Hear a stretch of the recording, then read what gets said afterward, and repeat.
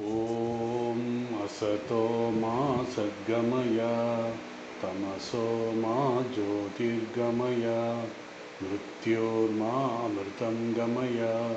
ॐ शान्ति शान्ति शान्तिः। शान्ति मंत्रम बृहदारण्यकं ध्यान श्लोकम भगवद्गीता। ॐ प्रपन्न पारिजाताय स्तोत्रवेत्रैकपाणये ज्ञानमुद्राय कृष्णाय गीतामृतदुहे नमः।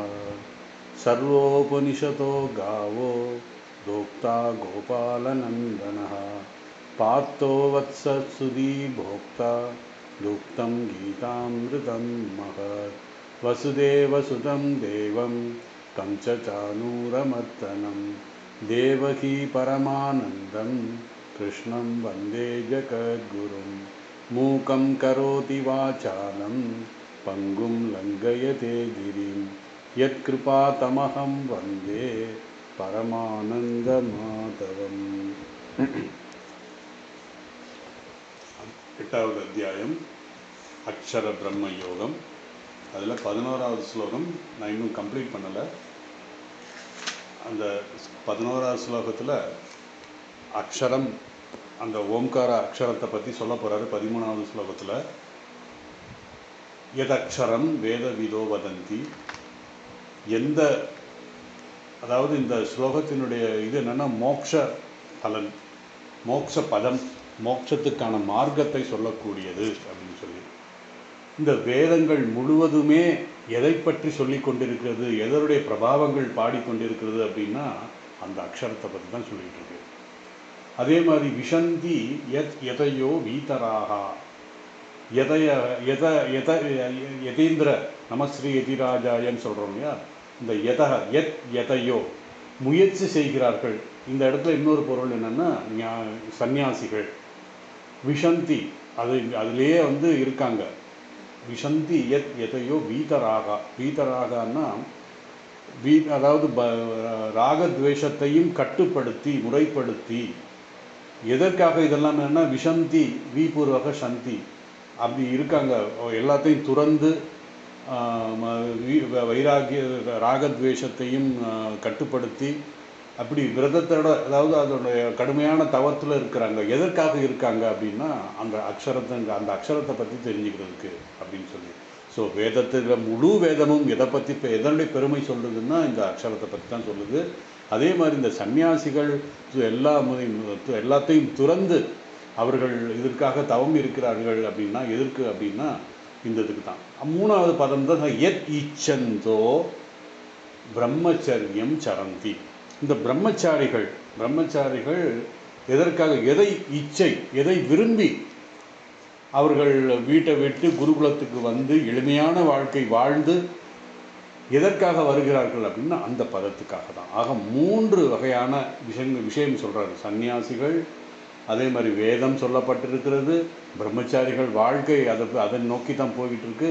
அப்படி இருக்கும்போது இதனுடைய பதம், அதாவது இந்த முக்தி பதம் என்பது எவ்வளோ ஒரு முக்கியமானது அப்படிங்கிறத நம்ம போன வகுப்பில் பார்த்தோம்.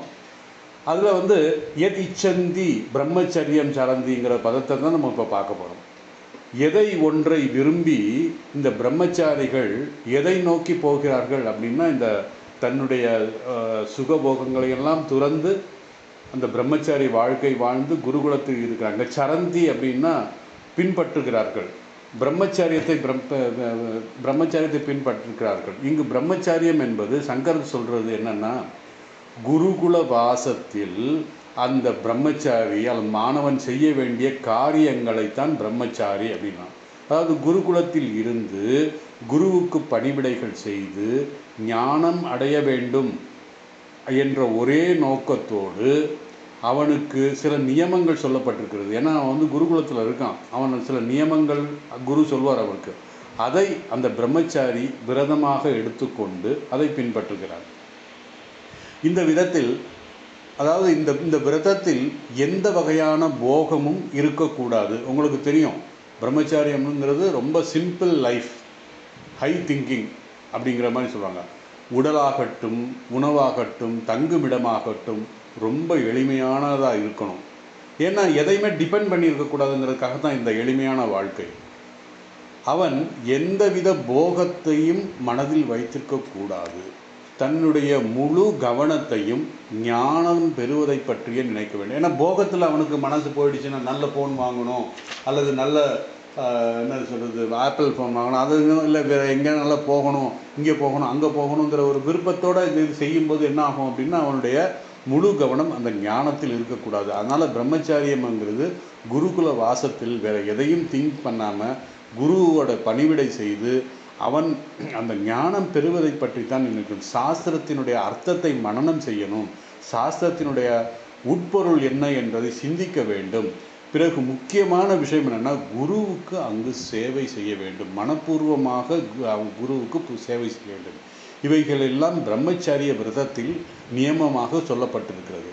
பகவான் சொல்கிறார், இந்த பதத்தை அடைவதற்காகத்தான் அவர்கள் அவ்வளவு கஷ்டப்படுறாங்க. அதாவது ஒரு விரதமாக சந்தோஷமாக செய்கிறாங்க. ஒருவர் எல்லாவற்றையும் துறந்து குருகுலத்தில் வாழ்ந்து குருவுக்கு சேவை செய்து எளிமையான உணவு, எளிமையான வாழ்க்கை, எளிமையான உடை உடுத்தி கொண்டு இந்த ஞானத்தை அடைய முயற்சி செய்து கொண்டிருக்கிறார். அதாவது அந்த மோட்ச பதமான அந்த அக்ஷரத்தை தெரிந்து கொள்வதற்காக, மோட்ச பதம்னு சொல்கிறோம், அதை தெரிந்து கொள்வதற்காக இவ்வளவு தன்னை வருத்தி கொள்கிறான். அப்படின்னா பாருங்கள், எதை வருத்தி கொண்டு அவன் அதை விட ஏதோ ஒரு பெரிய ஒரு விஷயத்துக்கு அவனுக்காக தான் இது பண்ணுறான். நம்ம எப்போவுமே சின்ன மீனை பிடிச்சி சின்ன மீனை போட்டு பெரிய மீன் இது பண்ணுங்கிறோம். அதனால் தன்னுடைய சுகதுக்கத்தையும் தன்னுடைய மோகத்தையும் குறைத்து கொண்டு எவ்வளவு கட்டுப்படுத்தி வாழணும் வாழ்ந்து அந்த உண்மை அழியாத அந்த பரம்பரை எப்போ சாஸ்வதமான ஆனந்தத்தை அடைவதற்காக இப்படி ஒரு விரதம் செய்கிறார். இப்போ நம்ம பார்த்துருப்போம், இந்த டிவியில எல்லாம் பார்த்துருப்போம், ராமாயணத்தில் தசர மகாராஜா அவருடைய குலகுருவான வசிஷ்டரை பார்க்கும்போது எப்படி வருவார்னு பார்த்துருப்பீங்க. தேர் ரொம்ப தூரத்துக்கு பின்னாடி அந்த அவருடைய அவர் வாழ்கின்ற அந்த ஆசிரமத்திலேருந்து ரொம்ப தூரத்தில் அந்த தேரை நிறுத்தி அவருடைய செருப்பெல்லாம் அங்கே கழட்டி வச்சுட்டு வெறும் காலோடு நடந்து வருவார். எங்கள் குருகுலத்தில் வசிஷ்டர் வாழ்கின்ற இதில். அப்புறம் அங்கே வந்த உடனே அவர் குடிசை மாதிரி உட்காந்துருப்பார். இவர் அரண்மனையில் இருந்தவர். அப்போ குடிசையில் மெல்ல குருவுக்கு பணிவிடை செய்து அவர் சாஷ்டாங்கம் விழுந்து வணங்கி குருவுக்கு பணிவிடை செய்து, அதாவது காலை பிடிச்சி விடுறது, அவருக்கு ஏதாவது செஞ்சு இது பண்ணுறது, அப்படிலாம் செஞ்சதுக்கப்புறம் வந்த காரியம் அப்புறம் தான் சொல்வார். இப்படி நம்ம குருகுலத்து அவன் ராஜாவாக இருந்தாலும் சரி எப்படி நான் நடந்து கொள்கிறேன். இப்போ ஒன்றும் இல்லை, ஒரு பெரிய மகாராஜா குருவே எனக்கு நீங்கள் அரண்மனைக்கு எனக்கு ஞானத்தை சொல்லிக் கொடுங்கன்னா அவன் ஞானியாக இருந்தாலும் கண்டிப்பாக வரமாட்டார். ஏன்னா ஞானம் வேணும்னா நீ வா இங்கே. ஏன்னா ஞானங்கிறது ஒரு எளிமையான வாழ்க்கை முறையோட வாழணும். ஏன் எளிமை இருந்தால் போதுமா? எளிமை கிடையாது, அதுக்கு இல்லை. இந்த எளிமை எதற்கு என்றால் வேறு மனசு வேறு எங்கேயுமே போகக்கூடாது. எளிமைங்கிறது என்ன, நீங்கள் எப்படி வேணாலும் இருக்கலாம். எளிமைங்கிறது என்னென்னா மனசு எளிமையாக இருக்கணும். இதை பற்றியும் கவலைப்படக்கூடாது. எல்லாம் அதனால சொல்கிறார் சுவாமி ரங்கநாதன் சொல்வார், எல்லாம் வச்சுக்கலாம், உனக்கு பணம் வேணும் எவ்வளோ வேணுமோ வச்சுக்கலாம். கிரகஸ்தர்கள் சொல்லும்போது குருதேவர் சொல்வார், தேவையான பணம் வச்சுக்கோ, தேவையான சம்சாரத்தில் இரு, ஆனால் அதே நேரத்தில் இறைவனை சிந்திக்க வேண்டும், அப்போது எளிமையாக இருக்க வேண்டும் அப்படிங்கிறத சொல்கிறார். ஸோ இந்த பிரம்மச்சாரிய விரதம் அப்படிங்கும்போது குறிப்பாக மாணவர்களுக்கு சொல்லும்போது என்னென்னா வார்த்தைகளும் அழகாக பேச வேண்டும் அப்படின்னு சொல்லுவார். இந்த வார்த்தை பேச வேண்டும், அழகாக பேச வேண்டும் இந்த ஏன்னு சொல்கிறாருன்னா, குருதேவர் ஒரு இடத்துல சொல்கிறாரு, நாம் இஷ்ட தெய்வத்தை ஜபம் செய்கிறோம், அந்த ஜபம்ங்கிறது மந்திரம். அதே போல் நாம் பேசுகின்ற ஒவ்வொரு வார்த்தையும் மந்திரம்தான். ஏன் மந்திரம் அப்படின்னு சொல்கிறோம் அப்படின்னா, நாம் இந்த எல்லா எழுத்துக்களும் அந்த ஓம்ங்கிற ஓம்காரத்துலேருந்து வந்ததுங்கிறதுனா ஆ ஊ மான்னு சொல்லியிருக்கேன் நான். அதனால தான் ஓம்ங்கிற வார்த்தை சொன்னோம்னா எல்லா இந்த உலகத்தில் இருக்கின்ற கோடான கோடி பொருள்களுக்கு அதுதான் மூலம். அதனால் நாம் சொல்கின்ற ஒவ்வொரு வார்த்தையும் மந்திரம்.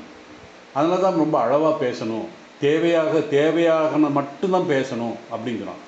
ஏன் அப்படின்னு கேட்டிங்கன்னா, நம்ம ஜபம் பண்ணி நம்முடைய ஆன்மீகத்தில் நம்ம கொஞ்சம் உயர்வோம் அப்படிங்கிறது ஜபம் பண்ணிக்கிட்டே இருந்துட்டு அதுக்கப்புறம் ஒரு அரை மணி நேரம் ஜபம் பண்ணிட்டு ஒரு 2 மணி நேரம் நீங்கள் எப்படி இருக்கீங்க, அவர் எப்படி இருக்கிறாரு, இந்த தேவையான கதைகள் எல்லாம் பேசும்போது என்ன ஆகும்னா அந்த மந்திரம் இது வந்து உள்ள இதாகிடும். அதாவது நம்ம இருக்கின்ற அந்த இஷ்ட தெய்வ மந்திரத்தோட இந்த மந்திரம் போய் அதை நல்லிஃபை பண்ணி விட்டுரும். அதாவது அது வந்து இன்ஆக்டிவ் பண்ணி விட்டுரும். காரணம் என்னென்னா, இது நெகட்டிவ் தாட்ஸ். நம்ம வந்து ஒரு தேவையில்லாமல் ஒரு இதை விசாரிக்கிறது, மாமா எப்படி இருக்காரு, அத்தை எப்படி இருக்குது, அவங்க எப்படி இருப்பாங்க, பக்கத்து வீட்டுக்காரர் அந்த வீடு வாங்கிட்டானா, அதெல்லாம் பேசும்போது யூஸ்லெஸ் வேர்ட்ஸு. அதுவும் மந்திரம் தான். காரணம் எங்கேருந்து வந்தது, அதோட மூலம் என்ன, அந்த ஓம்காரத்துலேருந்து வந்தது. அதனால் அப்படி ஒரு இது இருக்கிறனால தான் இதை வந்து நம்ம ஆக்சுவலாக இஷ்ட தெய்வ மந்திரம் நம்ம உள்ளே சொல்லி அது ஓரளவுக்கு பேக் பண்ணி வச்சுருந்ததை இது நல்லிஃபை பண்ணுறோம், அதில் இன்ஆக்டிவ் பண்ணி விட்டுரும். அப்படிங்கிறது அதோட வீரியத்தை குறைச்சி விட்டுரும் அப்படின்னு. அதனால தான் குருதேவர் சொல்வார் ஒரு இடத்துல, அமுதமொழிகள் நீங்கள் படிச்சிருப்பீங்க. குருதேவர் வந்து மதுரு பாபுவோட காசி பயணம் பண்ணுறாரு. அந்த காசியில் ஒரு பெரிய, ஏன்னா அவர் பெரிய ஒரு ஜமீன், அவரை சந்திக்கிறதுக்காக பெரிய பணக்காரர்கள்லாம் வர்றாங்க அங்கே காசியில். அவர் ஒரு பெரிய வீட்டில் தங்கியிருக்காரு, அங்கே குருதேவன் இருக்கார். இவங்க வந்தவங்க இவர்கிட்ட நம்ம மதுரு பாபுகிட்ட என்ன பேசிக்கிறாங்க, எதை பற்றி பேசுகிறாங்கன்னா, வெறும் நீ எவ்வளோ பணம் வச்சுருக்க, அவங்க எவ்வளோ கொடுத்தான், பக்கத்து வீட்டு நிலம் என்ன, அதே தான் பேசிட்டு இருந்தாங்க. அப்போ குருதேவர் நினச்சாரு, அம்மா பவதாரணி பற்றி சொல்கிறாரு, நான் தட்சிணேஸ்வரத்தில் சந்தோஷமாக தானே இருந்தேன், என்னையே இங்கே கூட்டிகிட்டு வந்த, இங்கே வெறும் காமினி காஞ்சனத்தை பற்றி தான் பேசிக்கிட்டு இருக்காங்க அப்படின்னு சொல்லி ஒரு விரதம் சொல்கிறாரு. அதெல்லாம் நம்ம படிச்சிருக்கோம். ஸோ இந்த வார்த்தைகள் எப்படி நம்ம பயன்படுத்தணும், அளவான காரணம் ஒவ்வொரு வார்த்தையும் மந்திரம் அப்படிங்கும்போது நம்ம வந்து ஆன்மீகத்தில் இருக்கும்போது அதனால தான் குருதேவர் சொல்வார், இந்த உலக விஷயங்கள் கேட்ட என் காது வலிக்குது, என்னுடைய காதுன்னு ரத்தம் வந்துடும் போல் இருக்குன்னு சொல்கிறாரு. காரணம் என்னென்னா, அது நெகட்டிவ் ஐடியாஸை கொடுக்கக்கூடியது. அதனால தான் அது வரக்கூடாதுங்கிறதுக்காக தான் நமக்கு ஒரு எச்சரிக்கையை சொல்கிறாரு. நம்ம வந்து ஆன்மீகத்தில் பொதுவாக ஜபம் தியானம் பண்ணிக்கிட்டு இருக்கோம், நம்ம வந்து ஒரு ஆன்மீக போக்கில் போயிட்டு இருக்கும் பொழுது அதிகமாக உலக விஷயங்களை பற்றி பேசக்கூடாது அப்படிங்கிறதுக்காக தான். இதுவும் வந்து ஒரு விரதம் தான். ஸோ இந்த பிரம்மச்சாரி விரதத்தில் வந்து இங்கே அந்த ஒரு இதை இருக்குது, அளவாகத்தான் பேசணும். ஸோ குருகுலத்தில் வந்து அந்த நியமங்கள் எல்லாம் அவன் வந்து சிஷ்யன் வந்து பின்பற்ற வேண்டும். ஏன்னா உங்களுக்கு தெரியும், நம்ம சத்தியகாமன், அதாவது சாந்தோக்கிய உபனிஷத்தில் ஒரு சின்ன கதை வருது. அந்த கதையில் வந்து ஒரு சிறுவன், நான் போய் இவர்கிட்ட குருகுலத்தில் வந்து படிக்கணும் அப்படின்னு சொல்லி அம்மாட்ட கேட்கும்போது அவங்க சத்தியகாமன் அவன் வந்து கேட்குறான், உன்னுடைய குலமெல்லாம் எனக்கு என்னன்னு தெரியாது, நீ போய் அந்த இவர்கிட்ட போய் சொல்லு, குருநாதர்கிட்ட போய் சொல்லு, எனக்கு குலத்தம் எதுவும் தெரியாது அப்படின்னு சொல்லும்போது அவங்க வந்து சொல்லும்போது அந்த குருநாதன் இப்படிப்பட்ட ஒரு இழிவான உண்மையை நீ பிராமணன் தான் சொல்ல முடியும் அப்படின்னு சொல்லி அவருக்கு பாடம் சொல்லி கொடுக்குறாரு. அது தெரியும் உண்டு. ஸோ அந்த குருகுலத்திற்கு வரும்போது எவ்வளவு உண்மை பேச வேண்டும், எளிமையாக இருக்க வேண்டும் அப்படிங்கிற அந்த சத்தியகாமன் அந்த கதையை பற்றி பார்த்தீங்கன்னா தெரியும், அந்த சாந்தோக்கிய உபனிஷத்தில் வருது. ஸோ அவனுக்கு என்ன சொல்கிறாரு, நீ உனக்கு உன்னுடைய பயிற்சி என்னென்னா, நான் வந்து இந்த ரொம்ப மெலிந்த பசுக்களை கொடுக்குறேன், 100 பசுக்கள் கொடுக்குறேன், அது நீ காட்டு கொண்டு போய் அதை மேய்ச்சி 1000 பசு ஆகும் பொழுது நீ திரும்பி வா அப்படின்னு சொல்கிறாரு. அதன்படி குரு சொன்ன அந்த கட்டளை ஏற்றுக்கொண்டு போகிறார். அவருக்கு அங்கேயே சில உபதேசங்கள்லாம் கிடைக்கிது. கடைசி அந்த குருநாதர்கிட்ட வந்து அதனுடைய விளக்கம் முழுவதும் கேட்குறான். அதுதான் சாந்தோக்கிய உபனிஷத்தில். எதுக்கு சொல்கிறேன்னா, அந்த குருவுக்கு சேவை செய்து குரு என்ன சொல்கிறாரோ அதை இது பண்ணணும். அது வந்து ஒரு விரதமாக இருந்து அவன் அந்த மாதிரி அந்த குருகுலத்தில் இருந்து முழுமாக ஏன்னா ஏன் அப்படி சொல்கிறாங்கன்னா, குருகுலத்தில் வந்த அந்த பிரம்மச்சாரி இளைஞனாக இருப்பான், அதாவது கொஞ்சம் இளம் வயதாக இருப்பான். ஸோ அவன் எல்லாமே துறந்து விட்டான், தவிர அவனுக்கு அந்த இது இருக்காது, மனசில் வந்து வைராக்கியம் அந்த அளவுக்கு இருக்காது, முழுமை பெற்றிருக்காது. அப்போது அவன் என்ன செய்யணும் அப்படின்னா, குருவுக்கு சேவை செய்யணும், சாப்பாடு வெளியே சுற்றணுங்கிற ஒரு ஆசை இருக்கும். அவன் எல்லாத்தையும் துறந்து வந்தாலும் மனதில் அந்த ஆசை இருக்கும். அதனால் அவன் என்ன பண்ணணும்னா, அந்த சித்த சுத்தி அடைவதற்கு குருகுலத்தில் அவன் குருவுக்கு சேவை செய்ய வேண்டும்.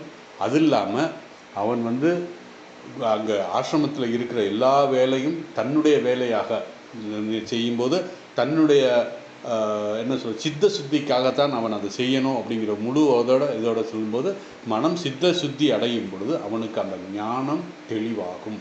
ஏன்னா அப்போ தான் அவன் சாஸ்திரத்தை சொல்லப்பட்ட பொருள் அவனுக்கு நன்கு புரியும் என்பதற்காக அதனால் சுகபோகங்களில் குருகுலத்திலே ரொம்ப சிம்பிள் லைஃப் தான். ஏன்னா குருகுலத்தில் வந்து உங்களுக்கு வந்து இது கிடையாது, அவ்வளோ லக்ஸுரி இருக்காது. ஏன் லக்ஸுரி போகக்கூடாது அப்படின்னு சொல்கிறான்? பொதுவாக மந்தமான மனசு உயர்ந்த அர்த்தங்களை பொருள் கொள்ள முடியாது. அதாவது மந்தமாக இருக்கின்ற மனநிலை அந்த சாஸ்திரத்தில் சொல்லப்பட்ட சூக்ஷ்மமான விஷயங்களை புரிந்து கொள்ள முடியாது. அதனால தான் எளிமையாக இருக்க வேண்டும் அப்படின்னு சொன்னோம். ஏன்னா இந்த மந்தம் நம்முடைய மோகத்தை உண்டு பண்ணும், நம்முடைய மனதில் மோகத்தை உண்டு பண்ணும். அதனால தான் நம்மளே பார்த்துப்போம், பெரிய விருந்துக்கெல்லாம் போயிட்டு வந்ததுக்கப்புறம் விதவிதமான சாப்பாடெல்லாம் சாப்பிட்டதுக்கப்புறம் மனசு ஒரு மாதிரி மந்தமாக இருக்கும், உடம்பு மந்தமாக இருக்கும். அந்த இடத்துலேருந்து உங்களுக்கு பெரிய பெரிய விஷயங்கள் எல்லாம் சிந்திக்க முடியாது. அதனால தான் குருகுலத்தில் ரொம்ப எளிமையான உணவு, எளிமையான உடை, அப்புறம் அந்த சூழல் மிக எளிமையாக இருக்கும். பொதுவாக நம்முடைய மடங்களில் கூட ராமகிருஷ்ண மடத்தில் கூட பார்த்திங்கன்னா ரொம்ப எளிமை தான் சொல்லணும். ஏன்னு கேட்டிங்கன்னா, எளிமை அப்படின்னா எளிமையாக நமக்கு சாப்பிடக்காக நம்ம வரல அப்படிங்கிற. காஃபி டீ எல்லாம் நம்ம டிகிரி காஃபியெல்லாம் அங்கே கிடைக்காது. சில நேரத்தில் கிடைக்கும், நல்ல அந்த குக்கு நல்ல மூடில் இருந்தால் நம்ம கிடைக்கும் நமக்கு. அதனால் அந்த பிரம்மச்சாரிய விரதம் என்பது உடையோ உணவோ பற்றி நினைக்காமல் மனது அதாவது அப்படி உடையோ உணவோ பயிற்சி நினைக்கும்போது அவனுக்கு மனம் மோகமடைந்து விடும். மோகமடைந்த மனம், அதாவது மந்தமடைந்த மனம், அவனுக்கு உயர்ந்த விஷயங்களை திங்க் பண்ண முடியாதுங்கிறதுக்காகத்தான் இந்த விஷயம் சொல்கிறான். ஸோ அந்த பிரம்மச்சாரிய விரதம் எப்பேற்பட்டது அப்படிங்கிறத சொல்கிறான். பிரம்மச்சாரி எந்த ஒன்றை அடைய எல்லாவற்றையும் தியாகம் செய்து அதைத்தான் எத் இச்சந்தி, எதை இச்சந்தி, அந்த உயர்ந்த பதத்தை, எந்த ஒன்றை பிரம்மச்சாரியம் சரந்தி, எந்த ஒன்றை விரும்பி பிரம்மச்சாரியம் சரந்தி அப்படிங்கிறது சொல்கிறோம். தத்தே பதம், அந்த பதத்தை, அந்த அக்ஷரத்தை, அழியாத அந்த அக்ஷரத்தை நான் உனக்கு சுருக்கமாக சொல்கிறேன் என்று பகவான் இங்கே சொல்கிறார். என்னென்னா, இப்போ இந்த ஸ்லோகத்தில் நம்ம பார்த்து தெரியும், எத் இச்சந்தி பிரம்மச்சரியம் சரந்தி தத்தே பதம் சங்கிரகேன பிரபக்ஷையே அப்படின்னு சொல்கிறாரு. ஸோ அந்த பதம் என்ன, அதை அடைய வேண்டும், அதை அடையவே தான் லட்சியம். யாருக்கு லட்சியம்? 3 பேருக்கும், 3 வகையான இவங்களுக்கு. யார்? வேதம் முழுவதும் அதைத்தான் சொல்லுது. இந்த சன்னியாசிகள் வீதராக அந்த விருப்பு வெறுப்பை விட்டு எல்லாத்தையும் இருக்காங்க. அதே மாதிரி பிரம்மச்சாரிய வாழ்க்கை வாழ்ந்து அவர்களும் ஏனென்றால் இந்த வகையான அந்த உயர்ந்த அந்த பதத்தை அடைவதற்காக அவர்கள் விரதம் இருக்கிறார்கள். அதான் சங்கிரகேன, அதை பற்றி சுருக்கமாக பிரபக்ஷியன்னா உனக்கு விளக்குகிறேன் என்று பகவான் சொல்றார்.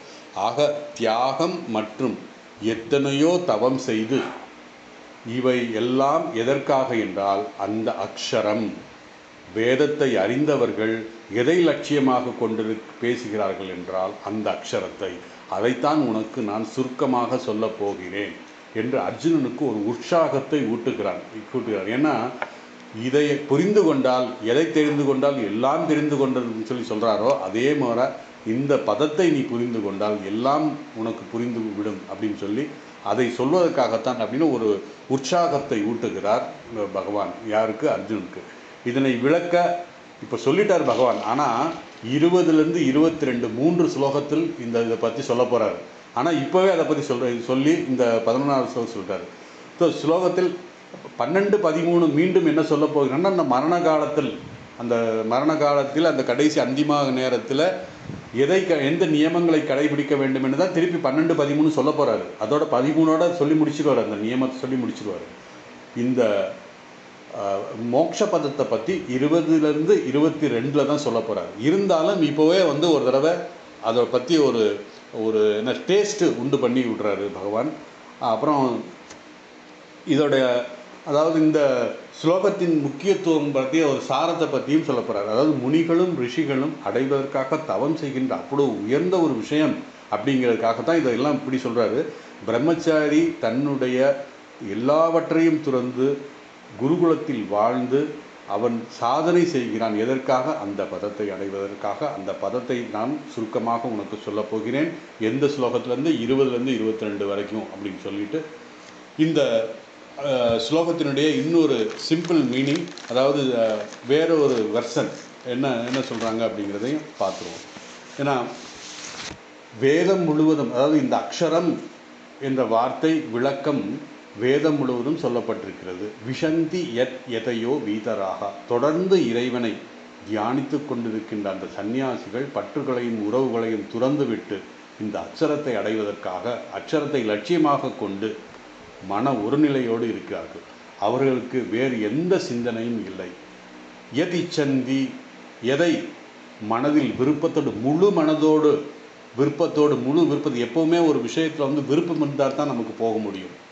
நமக்கு அந்த அந்த அந்த விஷயத்தில் விருப்பம் இருந்தால் தான் இன்ட்ரெஸ்ட் வரும் நமக்கு, இல்லைன்னா வராது.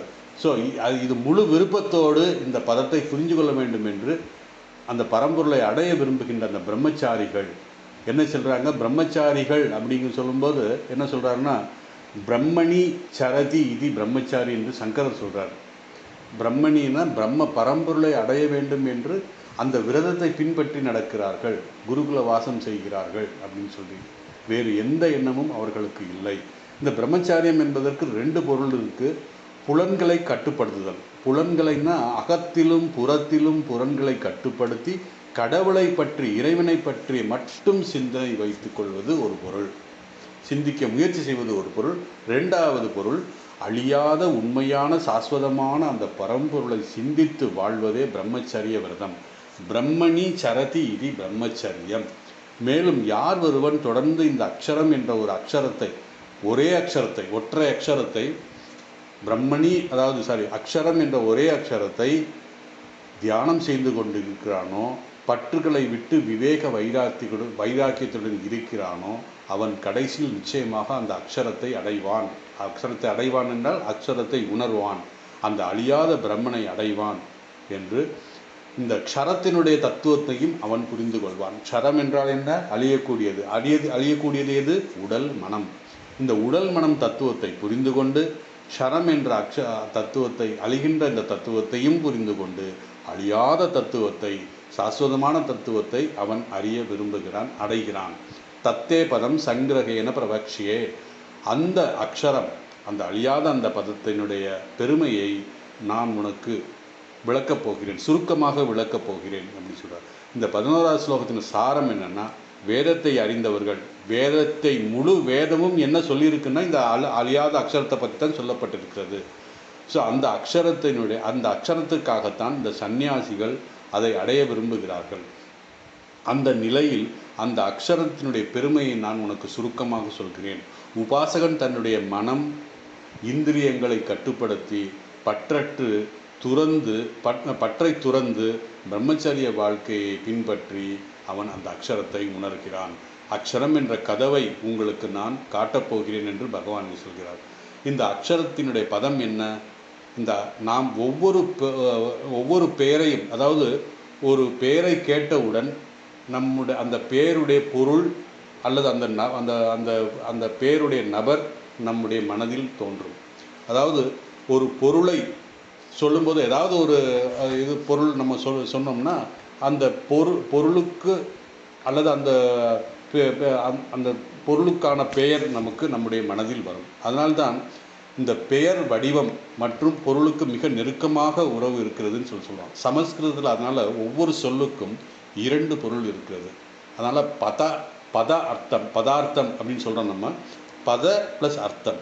இதில் என்னென்ன, பதம் என்றால் அந்த பொருளின் பெயர்.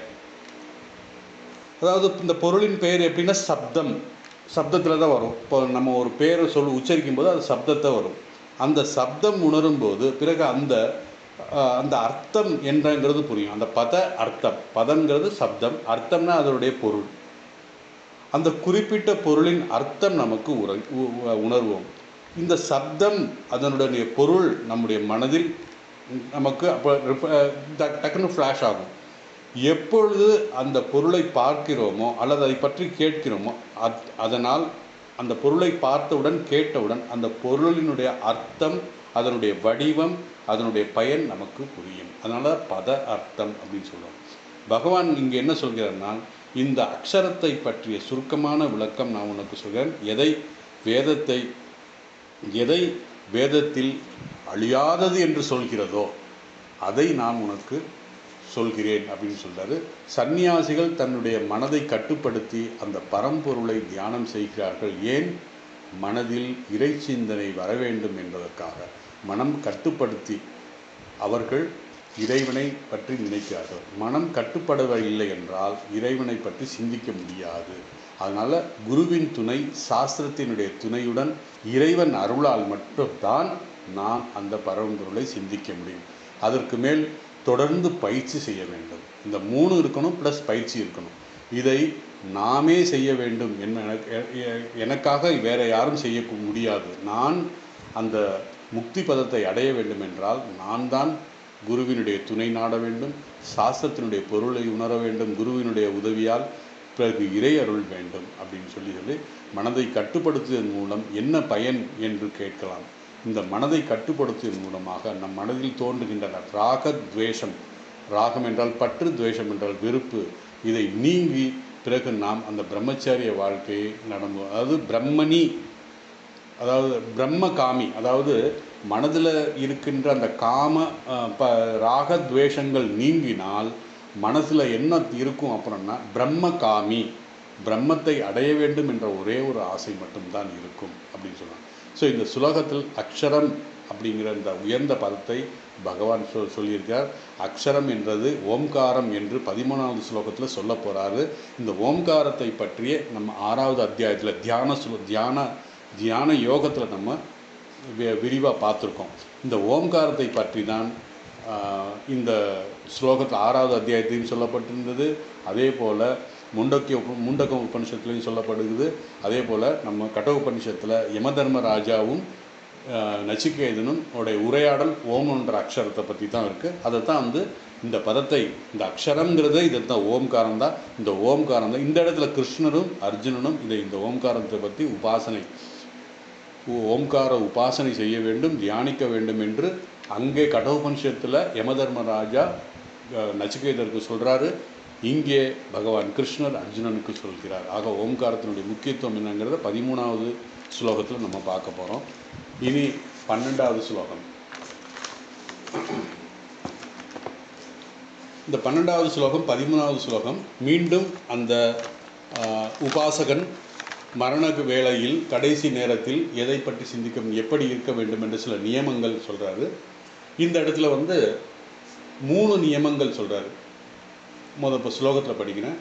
சர்வத்வாராணி சம்யம்ய மனோ ஹிருதி நிருத்யச்ச மூர்த்தியாத்யானாத்மனக பிராணம் ஆஸ்திதோ யோக தாரணம். அதாவது ஃபஸ்ட்டு நியமம் சர்வத்வாராணி சம்யம்ய. எல்லாம் நமக்கு நான் ஏற்கனவே சொன்னேன், நான் நவத்வாரே புரே தேகி அப்படின்னு சொல்லி 4வது அத்தியாயத்தில் வருது. இல்லை 4வது அத்தியாயத்தில், ஆமாம் 4வது அத்தியாயத்தில் வருது.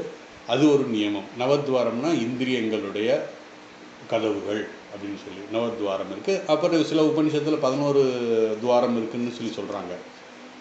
ஸோ முதல் நியமம் நான் அந்த இந்திரியங்களை கட்டுப்படுத்துவதுங்கிறத சொல்கிறேன். அதுக்கப்புறம் மனோ ஹிருதி நிருத்யச்ச, மனதை ஹிருதயத்தில் நிறுத்த வேண்டும் அப்படிங்கிறது சொல்கிறார். அதுக்கப்புறம் மூர்த்தியான் யாதாய ஆத்மனஹா. அது மூர்த்தியான் அப்படின்னா உச்சந்தலை அப்படின்னு ஒரு அர்த்தம் இருக்குது. இன்னொரு அர்த்தம் அந்த மூக்கில், அதாவது மூக்கு நுனியில் நம்ம பார்வை வைப்பது அப்படிங்கிற ஒரு அர்த்தமும் இருக்குது. அதுக்கப்புறம் பிராணம் ஆஸ்தித, பிராணம் ஆஸ்திதன்னா அது ரெண்டையும் சேர்த்தணும். அந்த மூர்த்தியார்த்தாயன்னா அப்படின்னா உச்சந்தலைன்னு அர்த்தம். அந்த உச்சந்தலையில் பிராணனை நிறுத்த வேண்டும் அப்படின்னு சொல்லி, அதுக்கப்புறம் யோக தாரணம்னா யோகத்தை பழக வேண்டும் அப்படின்னு சொல்லி 4 நியமங்கள் இது சொல்லியிருக்கார் பகவான். ஸோ இதனுடைய சிம்பிள் மீனிங் என்னென்னா, எப்போவுமே இந்த 12, 13 ஸ்லோகங்களை சேர்த்து தான் பார்க்கணும். அப்போ தான் முழு அர்த்தம் நமக்கு புரியும். இப்போ நான் 12வது ஸ்லோகத்தை சொல்லிட்டு அதுக்கப்புறம் 13வது ஸ்லோகத்துக்கு வரேன். பொறிவாயில், அதாவது பொறிவாயில்னா அந்த இந்திரியங்கள் யாவையும் அடக்கி, பொறிவாயில் யாவையும் அடக்கி மனதை ஹிருதயத்தில் நிறுத்தி தன் பிராணனை உச்சந்தலையில் வைத்து யோக தாரணையில் நிலைத்திருக்க வேண்டும் அப்படின்னு சொல்லியிருக்காரு இந்த ஸ்லோகத்தில். இதனுடைய விளக்கம் என்னன்னா, சர்வத்வாராணி சம்யம்ய அப்படின்னு சொல்லி ஆரம்பிக்கிறாரு. அதாவது மீண்டும் 12, 13 ஸ்லோகத்தில் உபாசகன் மரண காலத்தில் கடைபிடிக்க வேண்டிய நியமங்களை சொல்கிறார். இந்த ஸ்லோகத்தில் 4 நியமங்கள், அதாவது 12வது ஸ்லோகத்தில் 4 நியமங்கள். இந்திரிய நியமம், இதன் பொருள் இந்திரியங்களை கட்டுப்படுத்தி அமைதிப்படுத்துவது. அதுக்கப்புறம் சர்வத்வாராணி சம்யம்ய, இதைத்தான் சர்வத்வாராணி சம்யம்ய. சர்வத்வாராணி அனைத்து துவாரங்களையும், கதவுகளையும், வாயில்களையும், என்ட்ரன்ஸ் அப்படின்னு சொல்லலாம். அதாவது இந்திரியங்களுடைய கதவை சொல்கிறார். நம்முடைய மனம் வெளி உலகத்துக்கு செல்ல வழியாக 5 இந்திரியங்கள் இருக்கிறது. ஞான இந்திரியம் உள்ளே இருக்குது, வெளியே 5 இந்திரியம், கர்ம இந்திரியம். கண் வழியாக வெளியே பார்க்கலாம், மனது வெளியே போகும். அதேமாதிரி காது வழியாக போகும், மூக்கு வழியாக போகும். இப்படி 5 இந்திரியங்கள் இருக்கிறது. அவைகள் கர்ம இந்திரியங்கள். பிறகு மனம் செயல்பட 5 ஞான இந்திரியங்கள் இருக்கும். ரியாக்ட் பண்ணும், ஒவ்வொரு இடத்துலையும் ரியாக்ட் பண்ண அந்த ஞான இந்திரியங்கள் ரியாக்ட் பண்ணும். ஞான இந்திரியங்கள் வழியாகவும் வெளி உலகத்துக்கு செல்கிறது. ஆகவே சர்வத்வாராணி, எல்லா இந்திரியங்களையும் சம்யம்ய, அடக்கி அமைதிப்படுத்தி, எல்லா இந்திரியங்களிலும் நாம் கட்டுப்படுத்தி அமைதிப்படுத்த வேண்டும். எப்பொழுது? மரண காலத்தில். பொதுவாக உபாசகன் எப்பொழுது இந்திரியங்களை கட்டுப்படுத்தி இருக்க வேண்டும் என்றால், மரண காலத்தில் இந்திரியங்கள் வெளி விஷயத்துக்கு கொண்டு போகக்கூடாது, வெளி விஷயத்துக்கு போகக்கூடாது. ஆனால் பொதுவாக வெளி விஷயத்தில் தான் போகும். காரணம் என்னென்னா, அவங்களுக்கு பேசுகிறதுக்கு துணை இருக்காது, அவங்க பேச முடியாது, ரொம்ப தளர்ந்து போயிடுவாங்க. அப்போ மனசு அலைபாய்ந்து கொண்டு இருக்கும். மனம் கட்டுப்பாடு, இந்திரிய கட்டுப்பாடு இருக்காது அப்படின்னா. அதைத்தான் இங்கே பகவான் சொல்கிறாரு. அந்த உபாசகன் அதைத்தான் சர்வத்வாராணி சம்யம்ய, இது முதல் நியமம். அதாவது 5 இந்திரியங்களை கட்டுப்படுத்த வேண்டும். அதுக்கப்புறம் அடுத்த நியமம் என்ன சொன்னால், மனம் மன ஹிருதி நிருத்தியச்ச அப்படின்னு பார்த்தோம். மனதை, ஹிருதி என்றால் இருதயத்தில், நிறுத்தியன்னா ஹிருதயத்தில் ஒடுங்கி நிறுத்தி அப்படின்னா மனதை ஹிருதயத்தில் வைக்க வேண்டும். மனதில் வெளி விஷயங்களிலிருந்து வைக்கக்கூடாது. அதாவது வெளி விஷயங்களுக்கு போகும் மனசு. ஏன்னா இது என்னாச்சோ, அது என்னாச்சோ, இவன் பேரன் என்ன சொல்கிறானோ, பேத்தி என்னென்ன செய்யுதோ, இதை பற்றி தான் அந்த மரண காலத்தில் அவனுக்கு அந்த நினைப்பு இருக்கும். அதனால் அங்கே வெளியே வைக்கக்கூடாது. குறிப்பாக மனதில் விருப்பு வெறுப்பு இருக்கக்கூடாது. ஏன்னா விருப்பு வெறுப்பு தான் நமக்கு மனதை அல்லோலப்படுத்தும் அந்த இடத்துல. ஈவன் நம்ம மரண காலத்துக்கு வேண்டாம், இப்போவே பார்த்திங்கன்னா நைட்டு நமக்கு தூங்கும்போது பார்த்திங்கன்னா சில விஷயங்கள் நினைக்கும்போது நமக்கு ஆனந்தமாக சந்தோஷமாக இருக்கும். விருப்பு இருக்கும், பிறகு வெறுப்பு. வேன்னு தெரியாது, அது ஐயோ இது இப்படி ஆகுமோ அப்படி ஆகுமோன்னு ஒரே கற்பனை. இதெல்லாம் வெறுப்புனால வர்றது. இந்த வெறுப்பு என்னென்னா நெகட்டிவ் தாட்ஸுக்கு என்ன அனெக்டாட் அப்படின்னா பாசிட்டிவ் தாட்ஸு. அப்போது இந்த மாதிரி ஒன்றுமில்லை, ஒன்றும் நடக்காது. ஆனாலும் நம்ம கற்பனையில் இது அப்படி ஆகிடுமோ இப்படி ஆகிடுமோன்னு ஒரே கற்பனையில் மனசு உட்காந்து தியானம் பண்ண முடியாது. அந்த மாதிரிலாம் ஆகும். அப்போ என்னன்னா, இறை நாமத்தை நம்ம சொல்லிக்கிட்டே இருந்தோம்னா ஆட்டோமேட்டிக்காக இது சப்சைட் ஆகும். நடக்கிறது நடக்கட்டும். இந்த நான் சொன்ன மாதிரி இந்த கனவு உலகம் அப்படிங்கிறத நம்ம நம்புகிறோம். எப்போ நம்புகிறோம்? கனவுல அது முழுசு 100% அது உண்மையாக நமக்கு தோணுது. ஆனால் கனவு முடிஞ்சு நனவுக்கு வந்ததுக்கப்புறம் இது ஆஹா கனவு பாயுது அப்படின்னு சொல்லி அது நைட் ட்ரீம். நம்ம டே ட்ரீம்ங்கிறது என்னென்னா, நம்ம இந்த உலகத்தில் எல்லாம் பார்க்குறோம், எல்லாமே கனவு தான். அதுதான் ஞானிகள் அப்படி. அதனால் அவங்களுக்கு எதை பற்றியும் அவங்க பற்று இல்லாமல் இருக்காங்க. ஏன் அப்படின்னு கேட்டிங்கன்னா, நம்ம டே ட்ரீம், அதாவது ஜாகிரத அவஸ்தையும் கனவுன்னு சொல்கிறீங்களா, அது எப்படி நம்புறது அப்படின்னா, அதுதான் திஸ் இஸ் காங்க்ரீட்டாக ரொம்ப காங்க்ரீட்டாக ஸ்ட்ராங்காக இருக்கிற மகாமாயா அப்படின்னு சொல்லி பகவான் சொல்கிறாரு. யார்? குருதேவர்னு சொல்கிறாரு. ஏன்னா நம்ம மனசில் அவ்வளவு ஸ்ட்ராங்காக அந்த இது இருக்குது. ஜாகிரத அவஸ்தை உண்மைங்கிறது நம்ம நம்புகிறோம். எப்படி கனவுல அந்த நேரத்தில் நம்ம உண்மையே கனவுல 100% அது உண்மையாக அப்போ நம்புகிறோம். ஆனால் நனவுக்கு வந்ததுக்கப்புறம் அது கனவு தானே அப்படின்னு சொல்கிறோம். ஆனால் இந்த நனவு நம்ம அந்த மாதிரி ஏற்றுக்க முடியல. காரணம் இந்த மகாமாயனுடைய உறுதியான அந்த இது. ஸோ அதனால தான் மனதை விருப்பு வெறுப்பு இருக்கக்கூடாது, ஹிருதயத்தில் வைக்க வேண்டும். இந்திரியம் என்று அதாவது இந்திரியம் என்று சொல்வது கண், காது எல்லாம் தெரியும், இந்திரியங்களும் தெரியும். அந்த இந்திரியம் எங்கே வேலை செய்யும் அப்படின்னா, அந்த கண்ணுக்கு தெரியாத ஒரு சக்தி, அதைத்தான் இந்திரியம் சொல்கிறோம். கண்ணுன்னா கண்ணுன்னு சொல்கிறோம். கண்ணு இந்திரியம்ன்றது இது ஒரு கருவி தான். ஆனால் அந்த கருவிக்கு பின்னாடி ஏதோ ஒரு சக்தி வேலை செய்யுது. இந்த கண், அப்போ எனக்கு கண் இருக்குது, ஒரு பொருள் இருக்குது, அந்த ரெண்டு இருந்தால் போதுமானா பின்னாடி ஒரு மனசு இருக்கணும். அந்த மனசு ரியாக்ட் பண்ணால் தான் நம்ம கண் பார்க்க முடியும். ஏன்னா இப்போ நம்ம இந்த உலகத்தில் நம்ம ஒன்றும் இல்லை, மார்க்கெட்டுக்கு போகிறோம், எத்தனையோ விஷயங்கள் பார்க்குறோம். ஆனால் எந்த பொருள் நமக்கு சில விஷயங்கள் மார்க்கெட்லேருந்து வந்ததுக்கப்புறம் ஓ இது அங்கே நல்லா இருந்தது, இது இங்கே நல்லா இருந்ததுன்னா. ஆனால் எக்கச்சக்கமான பொருள் எதையவே பார்த்துருக்கோம், ஆனால் அதெல்லாம் அக்செப்ட் பண்ணலை.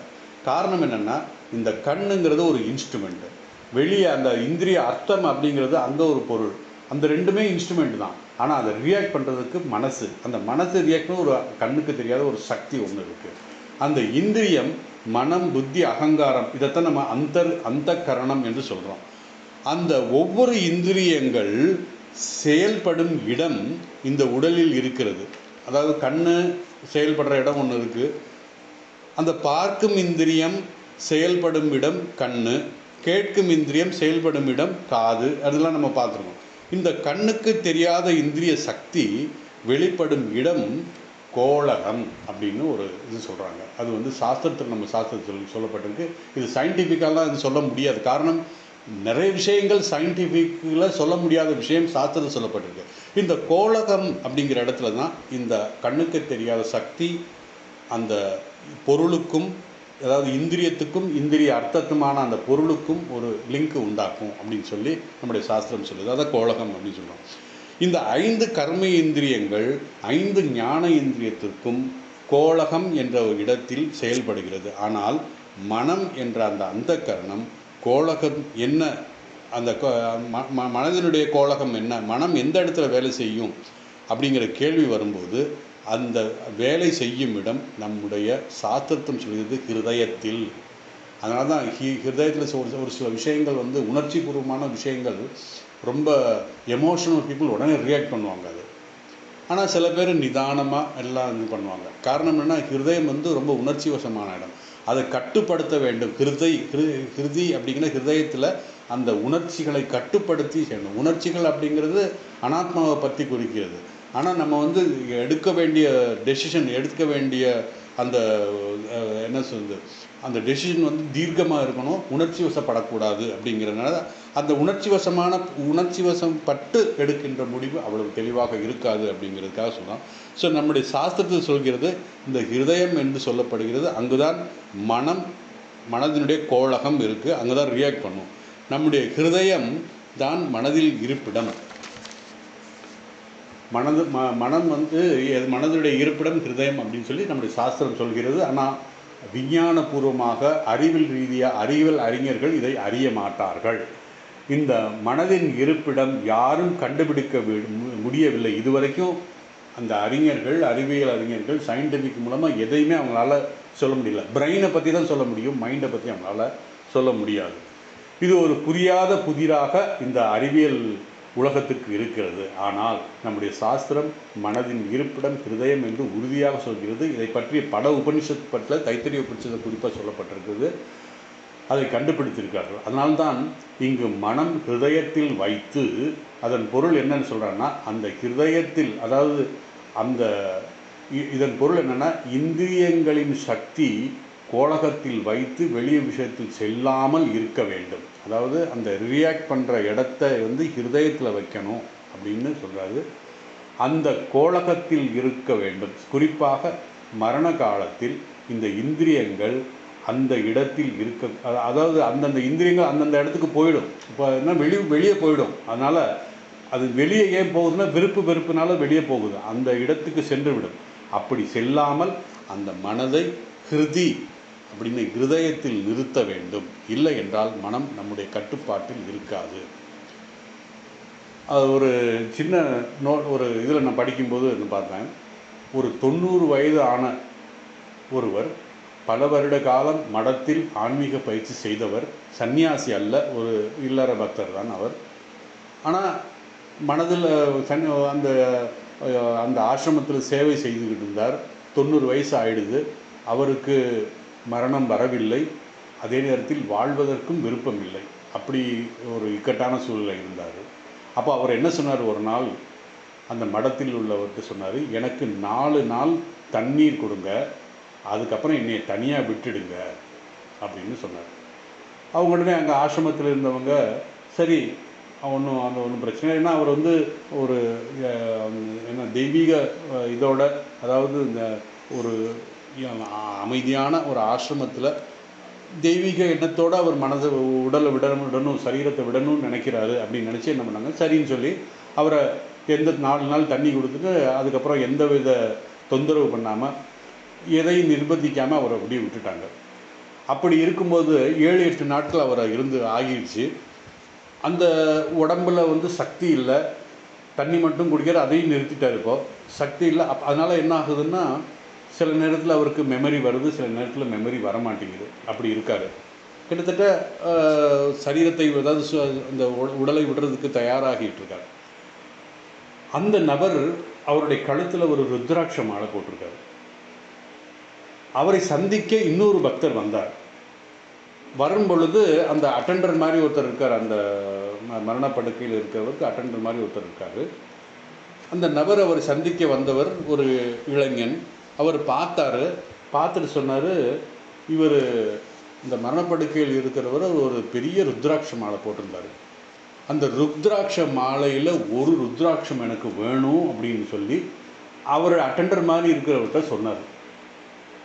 இந்த மரணப்படுக்கையில் இருந்தவர், அவரோட அந்த மனசு எங்கே போயிடுச்சுன்னா அந்த ருத்ராட்ச மாலையில் போயிடுச்சு. அந்த நேரத்தில் அவருக்கு ஏதோ அந்த மெமரி வந்திருக்கு. அப்போ அந்த நேரத்தில் சொல்லுன்னு நான் ருத்ராட்சம் கொடுக்க மாட்டேன்னு சொல்லி அவரால் பேச முடியல, பேசுறதுக்கு சக்தி இல்லை. ஆனால் அந்த சிக்னல் சைகை காமிச்சார். அப்போ பாருங்கள், அவருடைய மனசு என்ன, இந்த ருத்ராட்சியில் போய் நின்று போச்சாங்க அந்த இடத்துல. அவர் முழு துறவு, அதாவது சரீரத்தை விடணும், எது என்னானாலும் எனக்கு என்ன அப்படிங்கிற மாதிரி அவர் நினைக்காம அந்த பக்தர் கேட்ட ருத்ராட்சை நான் கொடுக்க மாட்டேன்னு சைகை கொடுத்தார். பொதுவாக ருத்ராட்சை ஏன் நம்ம போடுறோம், தங்கம் போட்டிருந்தோம்னா அது மேலே பற்று வந்துருங்கிறதுக்காக ருத்ராட்சை போடுறோம். அந்த ருத்ராட்சை மேலேயும் பற்று வந்துருச்சு அவருக்கு. மரணப்படுக்கையில் இருந்தவருக்கு அந்த இது வந்துருச்சு அப்படின்னு சொன்னார். அது எதுக்கு சொல்கிறேன்னா, இந்த மாதிரி அந்த மரணப்படுக்கையில் இருக்கின்ற அந்த இதுக்கு அவருடைய சப்கான்சியஸில் அவருடைய பற்று அட்டாச்மெண்ட் இருக்குங்கிறது சொல்கிறேன். இது வந்து அவர் மரணத்துக்கு தயாராகி விட்டார், உணவை தவிர்த்து விட்டார், தண்ணீரை தவிர்த்து விட்டார். ஆனால் அவருடைய சப்கான்சியஸ் மைண்ட், ஆழ்மனதில் என்ன இருக்கிறது என்றால், நான் என்னுடைய கழுத்தில் இருக்கும் ருத்ராட்சையை கொடுக்க மாட்டேன். பொதுவாக ருத்ராட்சம் அணிவது எதற்குனா, நம்ம வந்து ஒரு என்ன சொல்கிறது, சன்னியாச வாழ்க்கை, ஒரு உயர்ந்த வாழ்க்கை வாழ்கிறோங்கிறதுக்கு ஒரு அடையாளம் தான் ருத்ராட்சம் நம்ம போட்டிருக்கோம். ஏன்னா மற்ற மெட்டல் போட்டோம்னா ஒரு பற்று வந்துருங்கிறதுக்காக அது வேண்டாம்னு சொல்லி ருத்ராட்சம் போட்டாங்க. அவருக்கு ருத்ராட்சம் மேலே ஒரு பற்று வந்துருச்சு. அதாவது இது எதுக்கு சொல்கிறேன்னா, வெளி விஷயங்களில் மனம் எளிதில் சென்று விடும் வயதான காலத்தில்.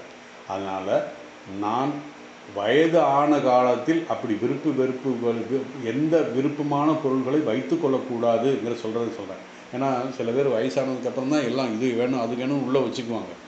அது வச்சுக்கிட்டு அது மேலே பற்று வந்துடும், மனசு அதில் போயிடும். அப்போ நம்முடைய சூக்ஷ்ம சரீரத்தை விடும்போது இதெல்லாமே நம்மளை கூட இழுத்துட்டு வரும், பற்று வரும் நமக்கு. அதனால் இது என்ன சொன்னால், எல்லாத்தையும் நமக்கு ரொம்ப விருப்பமான பொருளோ விருப்பம்னு வச்சுக்கூடாது, கொடுத்துடணும், யாருக்காவது கொடுத்துடணும். அதே போல் சொல்லுவாங்க, காசிக்கு போயிட்டு வந்தோம்னா ஏதாவது ஒன்று விடணும் அப்படின்னு சொல்லுவோம். ஆனால் நம்ம என்ன விடுவோம் அப்படின்னா, பாவக்காய் வேண்டாம், புடலங்காய் வேண்டாம் அப்படின்னு சொல்லி அதை விடுவோம். அதை விடுறது எந்த பிரயோஜனமும் இல்லை. காசிக்கு போயிட்டு வந்து ஏதாவது விட்டோம்னா நாம் விரும்பிய ஒரு விஷயத்தை விட வேண்டும். பாவக்காய் கசக்கும், சொரக்காய் சாப்பிட்றதுக்கு நல்லா இருக்காங்கிறதுக்காக அந்த மாதிரி விடக்கூடாது அப்படின்னு. ஏன்னா நாம் விரும்பும் பொருள் அல்லது விரும்பும் மனிதனிடம் விலகி நிற்க வேண்டும். நம்முடைய மனம் நம்மிடத்தில் இருக்க வேண்டும். இல்லை என்றால் அது மற்ற பொருள்களிடையோ, நாம் விரும்பிய பொருள்களிடையோ, விரும்பிய மனிதர்களுடைய போய்விடும். அதனால தான் நம்முடைய சம்பிரதாயத்தில் என்ன 3வது ஆசிரமம் பிரம்மச்சாரி ஆசிரமம், கிரகஸ்த ஆசிரமம், வானப்பிரஸ்த ஆசிரமம் நமக்கு ஒன்று இருக்குது. ஏன்னா இந்த வானப்பிரஸ்த ஆசிரமத்தில் சம்பிரதாயத்தின்படி என்னதுன்னா, குழந்தைகளுக்கு திருமணம் ஆகிவிட்டது அப்படின்னா, நம்முடைய மகளுக்கு திருமணம் ஆகிவிட்டது அப்படின்னா எல்லாத்தையும் கொடுத்துட்டு வானப்பிரஸ்தனுக்கு போயிடணும். நம்ம புராணத்தில் எத்தனையோ கதைகளை பார்த்துருக்கோம். அங்கே என்ன அந்த பெரிய பெரிய ராஜாக்கள் என்ன பண்ணுவாங்கன்னா, ஒரு சில குறிப்பிட்ட காலத்தில் மகனுக்கோ மகளுக்கோ திருமணம் ஆனதுக்கப்புறம் ராஜ்யத்தையும் பொருளையும் எல்லாத்தையும், சொந்த பந்தங்கள் எல்லாத்தையும் விட்டுட்டு அவங்க ஈஸ்வர சிந்தனைக்காக ராஜ்யத்தை விலகி மனம் ஈஸ்வரனிடம் இருக்க வேண்டும் என்பதற்காக, ஈஸ்வர சிந்தனைக்காக அவங்க வந்து எல்லாத்தையும் விடுத்து காட்டுக்கு போய் அங்கேயே அந்த சரீரத்தை விடுவாங்க அவங்க. அதைத்தான் பகவான் இங்கு இந்திரியங்கள் எந்த விஷயத்திலும் போகக்கூடாது, மனது எந்த விஷயத்திலும் இருக்கக்கூடாது, நம்மிடத்தில் தான் இருக்க வேண்டும், அந்த நம்மிடத்தில் இருக்க பழக வேண்டும். இந்த ஸ்லோகத்தை பார்த்தால் மனம் இந்திரியங்களை அமைதிப்படுத்த வேண்டும். மனோ திருத்தி நிருத்தியச்ச என்ற சாதனை சொல்கிறார். அதுக்கப்புறம் வந்து மூர்த்தியாத் ஆதாய ஆத்மனக, அதாவது மூர்த்தியாத் ஆத்மனக பிராணன் அப்படின்னு சொல்லி, அதாவது இந்த பிராண நியமத்தை இங்கே சொல்கிறார். பிராண நியமம்னா இந்த நம்முடைய சுவாசக்காற்று பிராணனை எப்படி நியமிப்பது. மூர்த்தியான் யாதாய ஆத்மனக பிராணன் அப்படின்னு சொல்லி, ஆத்மனக பிராணன் அப்படின்னு பிரிப்போம். அந்த ஆத்மனக பிராணன் பிரிக்கும் பொழுது அது பிரித்து பார்த்தோம்னா என்ன இதன் பொருள் என்னன்னா,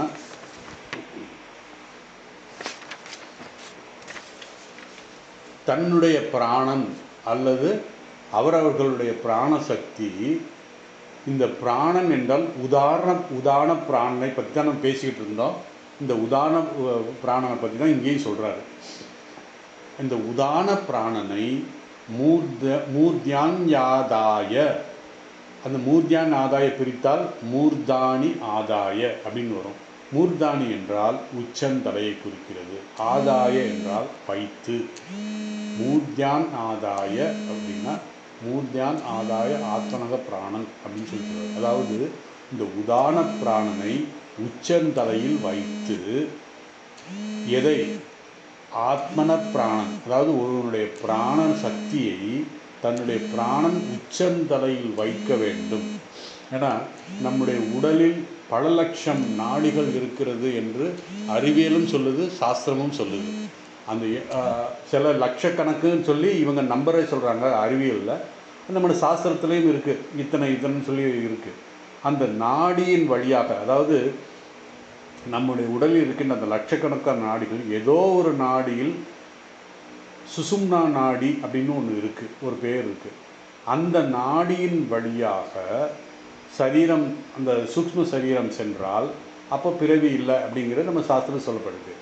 ஆனால் எந்த நாடி துவாரத்தின் வழியாக போகும் என்று தெரியாது.